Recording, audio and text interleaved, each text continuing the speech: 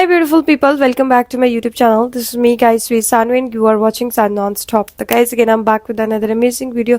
आज की जो हमारी वीडियो बांग्लादेश के अंदर स्टूडेंट्स के ऊपर बहुत ज़्यादा जुल्म तशद्दुद हो रहा है, जिसकी ये जो है वो खबरें पूरी दुनिया के अंदर फैल रही हैं। ऑल्दो कि उन्होंने बांग्लादेश का इंटरनेट जो है वो बंद किया हुआ है। पाकिस्तान का इंटरनेट भी आजकल काफ़ी इशूज़ चल रहे हैं लेकिन चल रहा है, लेकिन बांग्लादेश का इंटरनेट बिल्कुल बंद हो चुका है। देशभक्त इसके बारे में क्या कहते हैं? Bangladesh student protest, what is dictator Sheikh Hasina afraid of.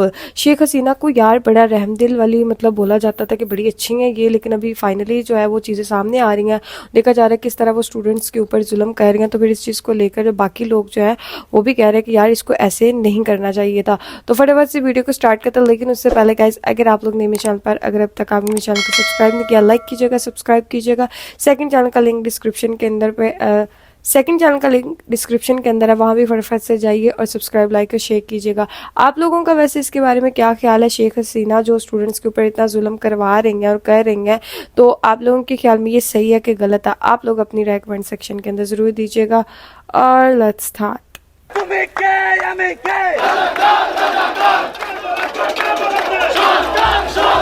पिछले 2 हफ्तों में बांग्लादेश की पुलिस फोर्स ने स्टूडेंट प्रोटेस्टर्स को बीच सड़क पर गोली चलाकर मार डाला, छात्रों को अपनी गाड़ियों से कुचल डाला। राइट पुलिस ही नहीं, बांग्लादेश स्पेशल फोर्सेस और आर्मी तक को डिप्लॉय किया गया, जिसे स्टूडेंट प्रोटेस्टर्स का गला घोट दिया। ऐसे नहीं करना चाहिए। ये कोई एंटी टेरर ऑपरेशन आप नहीं देख रहे हो। ढाका के एक यूनिवर्सिटी के छत पर हेलीकॉप्टर से स्पेशल फोर्सेस एंटर कर रहे हैं। स्टूडेंट्स के सरकार ने मानो अपने देश के युवा के खिलाफ जंग का ऐलान कर दिया हो।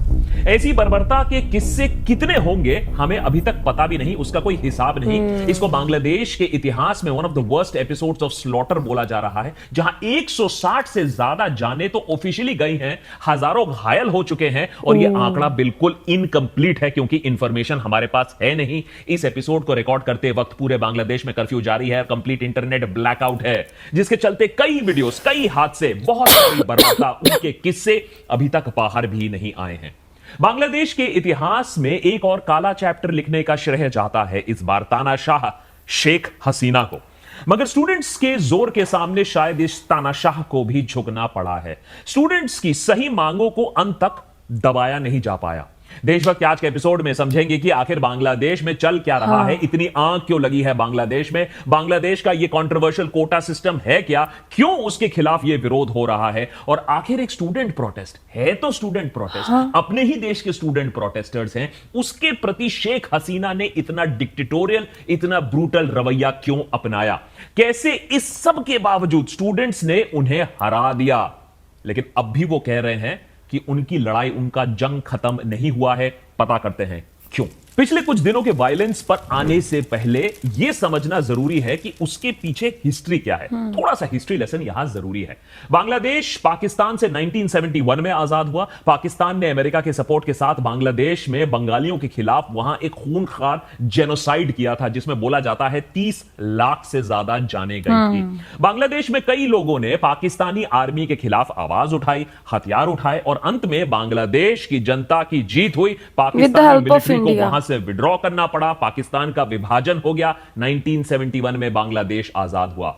इसमें भारत का क्या रोल था, इंदिरा गांधी ने क्या दांव पेच खेले थे, उस पर तो पूरा एक अलग एपिसोड बन सकता है, लेकिन पाकिस्तान आज भी इस जख्म को भुला नहीं पाया है। बहरहाल आवामी लीग वो मेन पार्टी थी जिसने फ्रीडम स्ट्रगल में अहम एक रोल प्ले किया। शेख मुजीबुर रहमान बांग्लादेश के प्राइम मिनिस्टर बने।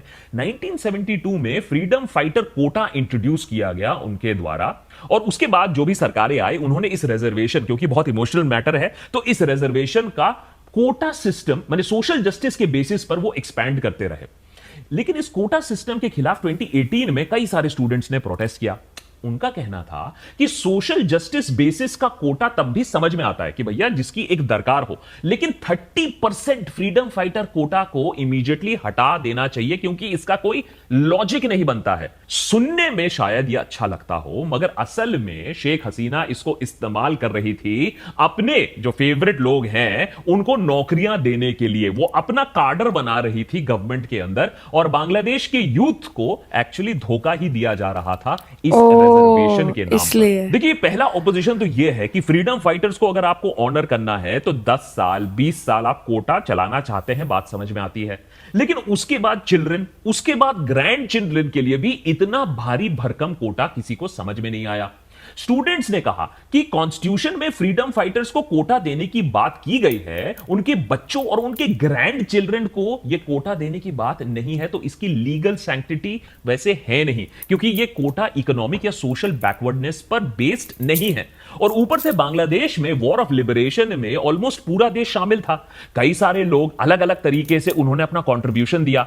ऐसे में कौन डिसाइड करेगा कि फ्रीडम फाइटर का बच्चा कौन है और कौन नहीं है? कोटा का गलत इस्तेमाल कैसे होता है, ये तो हमने आजकल इंडिया में भी यूपीएससी स्कैम में देख ही लिया है। और बांग्लादेश में भी शायद सबसे हैरानी की बात यह है कि फिलहाल बांग्लादेश में सिर्फ 0.13% ऑफ पॉपुलेशन को ऑफिशियली फ्रीडम फाइटर्स डिसेंडेंट्स का दर्जा हासिल है। यानी 0.13% पॉपुलेशन के लिए 30% रिजर्वेशन कोटा, यह तो भारी झोल है, इसमें कोई कंट्रोवर्सी है नहीं। इसका कोई सेंस बनता नहीं है, स्टूडेंट्स को यह बात दिखती है, लेकिन पॉलिटिकल सेंस तो है, क्योंकि शेख हसीना पर आरोप यह लगा कि इस कोटा के चलते उन्होंने ये फर्जीवाड़ा सर्टिफिकेट, ये फ्रीडम फाइटर सर्टिफिकेट अपने फेवरेट्स को पकड़ाना शुरू किया, ताकि वो एक गोदी सिविल सर्वेंट, एक कार्डर बना पाए। उसके बाद पूरा सिस्टम उनके मुट्ठी में, क्योंकि नौकरी जब शेख हसीना ने दी है तो हम उनके खिलाफ काम कैसे कर सकते हैं? पिछले कुछ दिनों में बांग्लादेश के कोटा सिस्टम और इंडिया के कोटा सिस्टम को भी कंपेयर करने की कोशिश की गई है कि अगर वहां बुरा है तो यहां भी बुरा है। लेकिन इंडिया और बांग्लादेश के सिस्टम में बहुत फर्क है, खासकर कि ये 30% freedom fighter reservation quota. India में reservation caste based social justice के लिए किया जाता है, पॉपुलेशन के हिसाब से किया जाता है और सोशल बैकवर्डनेस के स्टडी मुताबिक किया जाता है। रिजर्वेशन एक सिस्टम बनाया जाता है जिससे एससी, एसटी, ओबीसी कम्युनिटीज को गवर्नमेंट जॉब्स मिले, एजुकेशन में रिजर्वेशन मिले, ताकि कास्ट ऑपरेशन को, जो एक हिस्टोरिकल डिसएडवांटेज है, जो एक डिस्क्रिमिनेशन है, उसको कुछ हद तक कम किया जा सके। इस पर कोई डिबेट नहीं है और यह देशभक्त पर भी हम बता चुके हैं कि इस रिजर्वेशन का दुरुपयोग किस तरीके से हमारे देश में हो रहा है, खासकर कि यूपीएससी कार्डर में तो दिख ही रहा है। बांग्लादेश में 2018 तक 56% रिजर्वेशन था, इसमें 10% women reservation, 10% under developed districts के लिए, 5% ethnic minorities, 1% people with disabilities और ट्रांसजेंडर पीपल के लिए। यह सब मिलाकर 26% बनता है। और कहीं ना कहीं इस रिजर्वेशन का जो लॉजिक है वो इंडिया के सिस्टम से मेलजोल खाता है। मगर जो इस पूरे प्रॉब्लम की जड़ है वो है बांग्लादेश में 30% quota for freedom fighters and their descendants. इस 30% के खिलाफ सबसे ज्यादा गुस्सा है, पूरे रिजर्वेशन सिस्टम के खिलाफ गुस्सा नहीं है स्टूडेंट कम्युनिटी में। 2018 में बांग्लादेश हाई कोर्ट ने इस कोटा सिस्टम की लीगैलिटी को चैलेंज करने वाला एक पिटीशन है, उसकी सुनवाई की। मार्च 8, 2018 को हाई कोर्ट ने पिटीशन को रिजेक्ट कर दिया। इसके बाद स्टूडेंट सड़क पर आ गए कि अरे आपने तो ठीक से बात ही नहीं सुनी, आपने तो पिटीशन ही रिजेक्ट कर दिया, ये कोटा सिस्टम में रिफॉर्म होना चाहिए। ध्यान रखिए, स्टूडेंट्स भी सिस्टम में रिफॉर्म चाहते थे कि पॉपुलेशन और सोशल जस्टिस के हिसाब से रिफॉर्म किया जाए, फ्रीडम फाइटर कोटा को खत्म किया जाए। मगर शेख हसीना ने प्रोटेस्ट के रिस्पॉन्स में एक एग्जीक्यूटिव ऑर्डर के जरिए पूरा कोटा सिस्टम ही रद्द कर दिया। अलग अलग कमिटीज बैठाई, डिस्कशंस हुए और 2020 में ऑर्डर इंप्लीमेंट भी हो गया, कोटा सिस्टम हट गया। Good news. लेकिन यही तो पॉलिटिक्स आता है। इस बात पे बांग्लादेश हाई कमीशन पर एक अपील फाइल की गई कि शेख हसीना का ये जो एग्जीक्यूटिव ऑर्डर है वही इलीगल है। अब 5 जून 2024 को बांग्लादेश हाई कोर्ट ने डिसीजन सुनाया, शेख हसीना के एग्जीक्यूटिव ऑर्डर को रिवर्स कर दिया और ये जो एक कोटा सिस्टम था इसे वापस ये ले आए। स्टूडेंट्स ने नाराजगी फिर से जताई और कहा कि 2018 में शेख हसीना ने एक झटके में पूरा कोटा सिस्टम को खत्म कर दिया था, तो वो अब भी स्टूडेंट्स की मांगे सुनकर एक reformed quota system executive order के जरिए ला तो सकती है, या वो इतने दिनों से एक बिल पारित कर सकती थी अगर इस मैटर पर सीरियस थी। मगर शेख हसीना ने ऐसा नहीं किया। उल्टा उनकी सरकार ने बांग्लादेश सुप्रीम कोर्ट के अपीलेट डिवीजन में एक अपील डाली। मगर स्टूडेंट्स का परसेप्शन तो अलग ही था ना, कि शेख हसीना जानबूझकर इस मामले को टाल रही हैं और कहीं ना कहीं 30% ये जो फ्रीडम फाइटर कोटा था ये रीइंट्रोड्यूस करने का ही एजेंडा चल रहा है। अब लोगों का विश्वास शेख हसीना पर क्यों नहीं है, इस पर ही एक लंबा एपिसोड बन सकता है, उनके तानाशाही पर। लेकिन पॉइंट यह है कि जब 1 जुलाई तक, यानी ऑर्डर के करीबन 1 महीने जब वो गुजर गए, जब हसीना ने कोटा रिफॉर्म को लेकर कोई एक्शन नहीं दिखाया, कोई इंटरेस्ट नहीं दिखाया, तब जाकर प्रोटेस्ट शुरू हुआ। तो ऐसा मत सोचिए कि आनंद फानंद में स्टूडेंट सड़क पर आ गए। मगर यहां एक सवाल तो आ सकता है कि भाई कोटा को वापस लाना तो हाई कोर्ट का ऑर्डर था, शेख हसीना के खिलाफ ये प्रोटेस्ट क्यों हो रहे हैं? सुप्रीम कोर्ट में मामला पेंडिंग है, तो स्टूडेंट शेख हसीना को दोषी क्यों बता रहे हैं? ये इसलिए कि पुलिस से लेकर सुप्रीम कोर्ट तक सब कुछ शेख हसीना के इशारों पर चलता है बांग्लादेश में। और यह समझना बहुत जरूरी है कि बांग्लादेश में किस तरीके का एक डिक्टेटोरियल रूल चल रहा है। जनवरी 2024 में शेख हसीना को बांग्लादेश के इलेक्शन में एक हिस्टोरिक जीत मिली, लेकिन वो हिस्टोरिक क्या था? वो इलेक्शन ही नहीं था। इलेक्शन में सिर्फ और सिर्फ शेख हसीना की आवामी लीग ने कंटेस्ट किया, ऑपोजिशन पार्टी शामिल ही नहीं हुई। Too much fakery going on. और ये जानी मानी एक global anti corruption organization Transparency International कहना है कि ये इलेक्शंस जो बांग्लादेश में हुए वो वन साइडेड थे, वो फर्जी थे। शेख हसीना की गोदी इलेक्शन कमीशन ने वोटर लिस्ट, पोल शेड्यूल, कॉन्स्टिट्यूशन डिलिमिटेशन उनके फेवर में किया। गोदी जुडिशरी ने इलेक्शंस के पहले कुछ महीने पहले 1500 से ज्यादा ऑपोजिशन लीडर्स को कन्विक्ट किया। साइबर सिक्योरिटी एक्ट के जरिए सरकार ने इंडिपेंडेंट मीडिया आउटलेट्स को चुप कराने की कोशिश की, जर्नलिस्ट को जेल में डाला। यहां तक कि नोबेल लॉरिएट यूनिस मोहम्मद, जिनके माइक्रो फाइनेंसिंग मॉडल के चलते बांग्लादेश में एक इकोनॉमिक मिरेकल आया था, उन पर भी शेख हसीना की सरकार केस पर केस करती रही। ये फॉर्मूला शायद आपने कहीं सुना भी गलत चल रहा है। 2024 इलेक्शंस में बांग्लादेश की मेन ऑपोजिशन पार्टीज ने कहा कि हम आपको बॉयकॉट करते हैं, आपको हम शर्मसार कर देंगे। कहा कि जब तक एक ऐसी असली इंडिपेंडेंट इलेक्शन कमीशन और केयरटेकर गवर्नमेंट का गठन नहीं होता है, तब तक हम इलेक्शन में हिस्सा नहीं लेंगे। उनका पॉइंट यह था कि शेख हसीना को कॉर्नर करने का। शेख हसीना में अलग ही फकीरी है। उन्होंने कहा कोई बात नहीं, हम बिना ऑपोजिशन ही इलेक्शन करवा देते हैं, कोई जरूरत नहीं है, ऑपोजिशन मुक्त बांग्लादेश।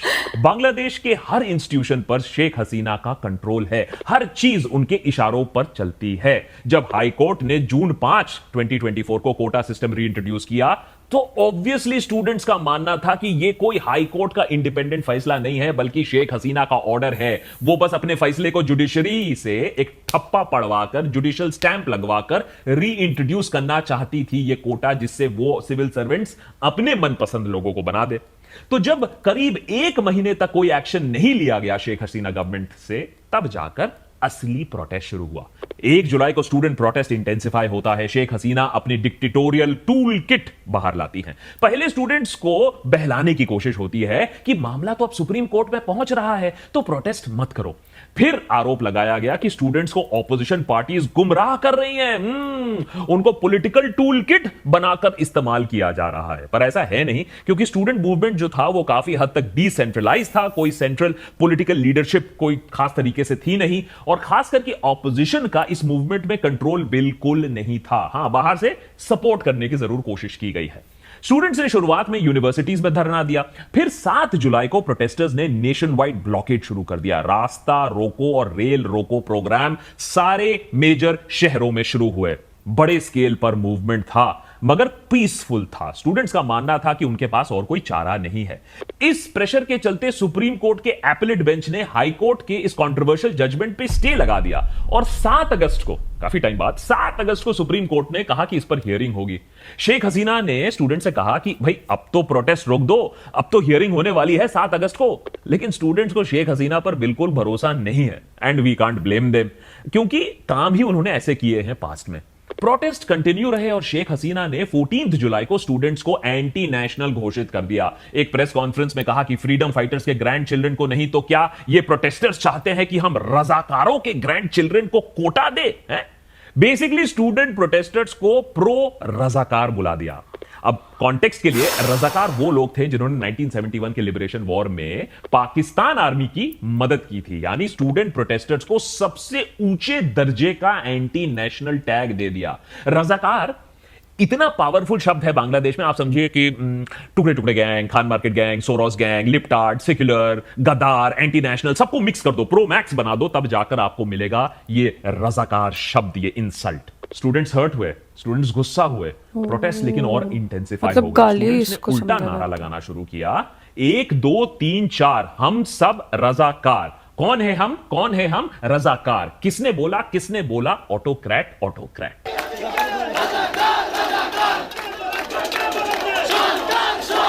इस तरीके की नेम कॉलिंग और टारगेटिंग डिक्टेटर टूलकिट का पुराना हिस्सा बन चुका है कि प्रोटेस्टर्स को डीलेजिटिमाइज करो, देशद्रोही बुलाना शुरू करो, उनको डीमोटिवेट करो। अगले ही दिन 15 जुलाई को हमले शुरू हो गए। आवामी लीग के जनरल सेक्रेटरी ने 15 जुलाई को कहा कि बांग्लादेश छात्र लीग, जो कि आवामी लीग का स्टूडेंट विंग है, वो प्रोटेस्टर्स को करारा जवाब दे सकते हैं। रिपोर्ट्स तो यह है कि आवामी लीग के स्टूडेंट बॉडी के कुछ गुंडों ने प्रोटेस्ट कर रहे स्टूडेंट्स पर हमला करना शुरू किया। कई रिपोर्ट्स हैं कि ये गुंडे बंदूक का भी इस्तेमाल कर रहे थे। 16 जुलाई को 6 प्रोटेस्टर्स की जान जाती है, मगर स्टूडेंट्स ने हार नहीं मानी। बड़े लेवल पर रैलीज और शोडाउन शुरू होने लगे। शेख हसीना की पुलिस ने अब लाठीचार्ज करना शुरू कर दिया। 18 जुलाई को रिपोर्ट्स हैं कि ढाका की BRAC यूनिवर्सिटी के पास और उसके कैंपस के अंदर भी पुलिस ने लाठीचार्ज किया, टियर गैस का इस्तेमाल किया और कुछ केसेस में गोलियां भी चली। 18 जुलाई तक 30 प्रोटेस्टर्स की पुलिस के हाथों मौत हो चुकी थी। प्रोटेस्टर्स ने कुछ सरकारी दफ्तरों पर भी हमला किया। कम से कम इस पॉइंट पर शेख हसीना को एक क्लियर एक्शन लेना चाहिए था कि पीस रिस्टोर किया जाए, कम से कम एक कमिटी का गठन हो जाए और पुलिस को स्ट्रॉन्ग ऑर्डर्स मिले कि प्रोटेस्टर्स के खिलाफ डेडली वायलेंस ना यूज किया जाए। आवामी लीग के स्टूडेंट यूनियन को भी कंट्रोल किया जा सकता था। प्रोटेस्टर्स की जो जायज मांग है उसको वायलेंस से दबाने की जरूरत थी नहीं, लेकिन होता यह है ना कि तानाशाह अपने आप को ना भगवान समझने लगता है। वो सोचता है कि ये छोटे मोटे इंसान क्या जानते हैं, मुझे ही सब कुछ मालूम है, और उसी के अकॉर्डिंग वो एक्शन लेते हैं। शेख हसीना ने अब डिक्टेटोरियल डिजिटल टूलकिट का भी इस्तेमाल किया। 18 जुलाई को रातों रात पूरे देश में इंटरनेट शटडाउन कर दिया। देश के शहरों में कंप्लीट कर्फ्यू भी लगा दिया गया। 19 जुलाई को आर्मी ट्रूप्स भी डिप्लॉय कर दिए गए। अब एग्जैक्ट कितने स्टूडेंट्स की मौत हुई है, कितने इंजर हुए हैं, यह हमें ठीक से पता नहीं है, क्योंकि अभी इंफॉर्मेशन ब्लैकआउट चल रहा है जब हम ये एपिसोड रिकॉर्ड कर रहे हैं। ग्राउंड रिपोर्ट्स के मुताबिक कम से कम 163 लोगों की तो मौत हो ही चुकी है, 25,000 तक लोग घायल हैं, तो डेथ टोल और भी हो सकता है। मगर इस सब के बाद भी शेख हसीना को कहीं ना कहीं स्टूडेंट्स के डिमांड के सामने झुकना पड़ा। जो सुप्रीम कोर्ट ने हियरिंग 7 अगस्त को होनी थी, फिर हियरिंग को प्रीपोन किया गया। 21 जुलाई को बांग्लादेश के सुप्रीम कोर्ट ने एपेलेट बेंच के इस डिसीजन को, कोटा सिस्टम को बदल ही दिया। 56% से सिर्फ 7% तक कोटा ले जाया गया है, जिसमें 5% फ्रीडम फाइटर के डिसेंडेंट्स के लिए होगा, 1% एथनिक माइनॉरिटीज के लिए और 1% डिसेबल्ड और ट्रांसजेंडर पीपल के लिए है।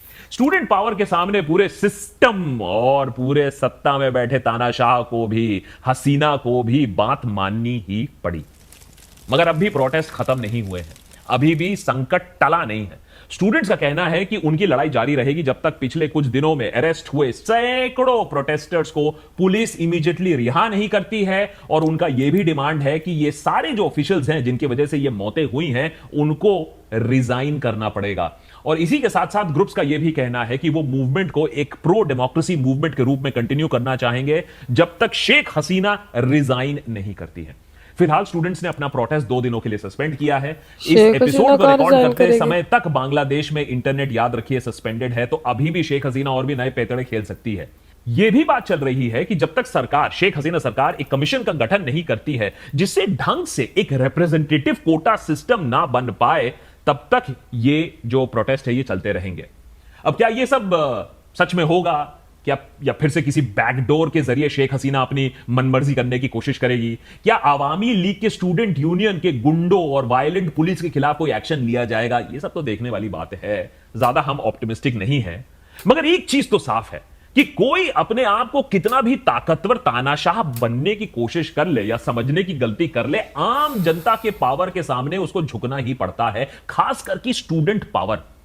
ये वही स्टूडेंट्स हैं जो 1948 से 1952 तक लैंग्वेज मूवमेंट लीड कर रहे थे। बांग्ला को उर्दू के साथ बराबरी के लिए अनडिवाइडेड पाकिस्तान में इन्होंने जंग लड़ी थी। और जब पाकिस्तान ने यह बात नहीं मानी तो 1971 के लिबरेशन वॉर में भी यूनिवर्सिटीज का बहुत बड़ा हाथ था। 1991 के एंटी मिलिट्री रूल और प्रो डेमोक्रेसी मूवमेंट में भी स्टूडेंट्स का बहुत अहम रोल है बांग्लादेश में।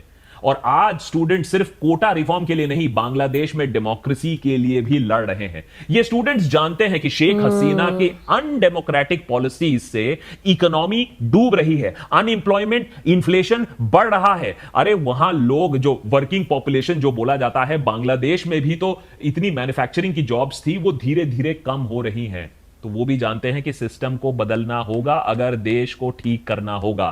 कई लोग इंडिया में ये कह रहे हैं कि बांग्लादेश के प्रोटेस्ट रिजर्वेशन के खिलाफ है। इंडिया में भी ऐसे रिजर्वेशन के खिलाफ प्रोटेस्ट होने चाहिए और कोटा को हटा देना चाहिए।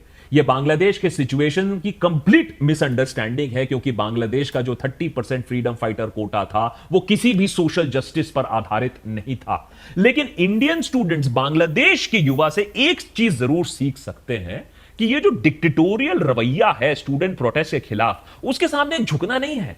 शेख हसीना गोदी ब्यूरोक्रेसी, गोदी जुडिशरी, गोदी इलेक्शन कमीशन बना ले, पुलिस लाठी गोली बरसा दे, प्रोटेस्टर्स को एंटी नेशनल बुला दे, लेकिन तानाशाही एंड में नहीं चलेगी, नहीं चलेगी। ओके गाइस, तो ये है स्टूडेंट पावर। स्टूडेंट अगर अपनी पावर में आ जाए ना, अगर स्टूडेंट अपनी आई पे आ जाए ना, तो वो फिर सड़कों पे निकल के जो है शेख हसीना जैसी डिक्टेटर को भी जो है वो झुका सकते हैं। या स्टूडेंट्स के ऊपर इतना जुल्म नहीं करना चाहिए था शेख हसीना को। उसकी अपनी ही कंट्री के वो स्टूडेंट है, वो कौन से बाहर के आए हैं, और अभी स्टूडेंट्स के ऊपर जुल्म तो वहाँ पे हो रहा है। जैसे पहले पाकिस्तान के अंदर बांग्लादेश के ऊपर हो रहा था जुल्म, तो उन्होंने क्या किया कि फिर अंदर इंडिया आया। अभी दोबारा से जो है वो स्टूडेंट्स को और बाकी लोगों को वेट ये है कि इंडिया अंदर आएगा, उनकी जान बचाएगा कि नहीं। अभी स्टूडेंट्स की कुछ डिमांड तो पूरी हो गई है, लेकिन अभी कुछ जो है वो ये है कि जितने भी स्टूडेंट जो कि प्रोटेस्ट में शामिल थे वो अंदर है, प्रोटेस्टर अभी कुछ अंदर है, उनको बाहर निकाला जाए। जितनों को उन्होंने मारा है, गोलियां भाई स्टूडेंट्स के ऊपर चलाई हैं, ये कहाँ की जो है वो इंसाफ है। बांग्लादेश के अंदर बहुत गलत हुआ स्टूडेंट्स के साथ, ऐसा नहीं करना चाहिए था उनको। और जितने लोगों ने वाकई यार उनको गोलियों से मारा है या वैसे स्टूडेंट्स के ऊपर तशद्दुद किया ना, उनके तो खिलाफ सख्त एक्शन लेना ही पड़ेगा, बिकॉज फिर बार बार ऐसी चीज़ें होंगी। और स्टूडेंट बड़ी पावर में होते हैं यार। आज मुझे पता चला, मैं पहले समझती थी नहीं बांग्लादेश बहुत अच्छा है, ठीक है, इंडिया ने उनको बचाया था आज़ाद के, लेकिन वो इंडिया के खिलाफ भी बांग्लादेश वाले कुछ लोग जो है वो बातें करते हैं। और अभी पता नहीं क्या चीज़ें, क्या सिचुएशन वहाँ पे चलेगी। इंटरनेट नहीं है ताकि दुनिया को उनकी खबरें ना पहुँचे कि वो क्या जो शेख हसीना गुल खिला रही हैं उधर, तो लेकिन पता तो सबको चल ही जाता ना फिर आहिस्ता आहिस्ता। तो इसके बारे में गाइज आप लोगों का क्या ख्याल है? Do comment, like, subscribe, share करते जाइएगा। तो चलिएगा, मिलते हैं नेक्स्ट वीडियो के अंदर। Bye bye.